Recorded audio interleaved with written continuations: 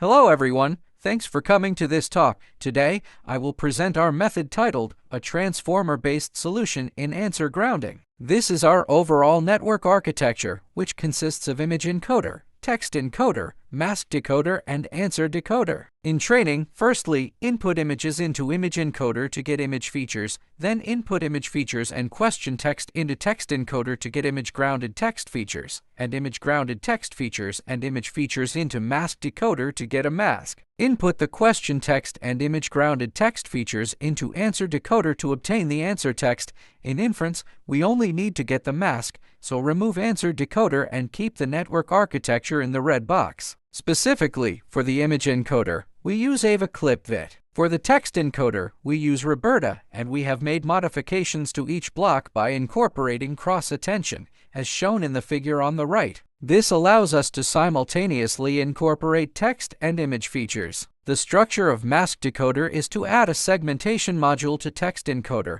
which primarily comprising a transformer decoder and an upsample module. The transformer decoder is constructed with 3 stacked transformer layers. Since the patch size is 16, we need to execute 4 upsampling steps. For the upsampling layers, a simple combination of bilinear interpolation and convtd operations is employed to achieve the desired effect. The structure of the answer decoder replaces the multi-head attention in the text encoder with the masked multi-head attention. Moving on to the model training section, we not only utilized the official dataset provided but also incorporated the TextVaX dataset into our training data. Regarding loss calculation, we employed 2 types of losses for model training: binary cross-entropy loss and answer loss. A DAM is used as our optimizer and cosine annealing is used as our learning rate scheduler. In the data augmentation section, upon scrutinizing the dataset, we noticed that the questions often inquired about the color of objects. Consequently, we refrained from utilizing color-related augmentations such as color jitter and instead employed simpler augmentations like horizontal flip,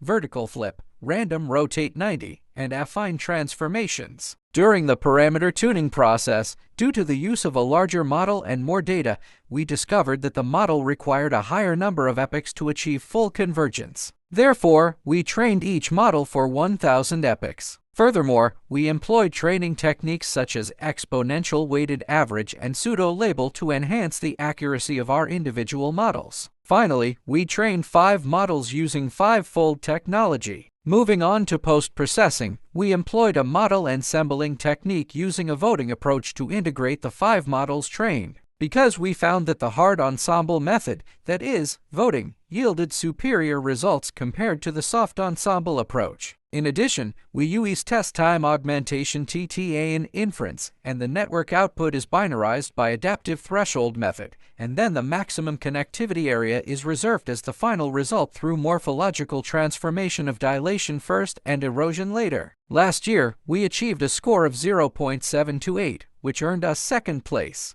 This year, our score has improved to 0.75. Overall, compared to last year, we have used more data, a larger model, better pre-training weights, increased the number of training epochs, and made some adjustments to training details and post-processing methods. These changes have resulted in significant improvements. That's all I reported. Thank you for listening.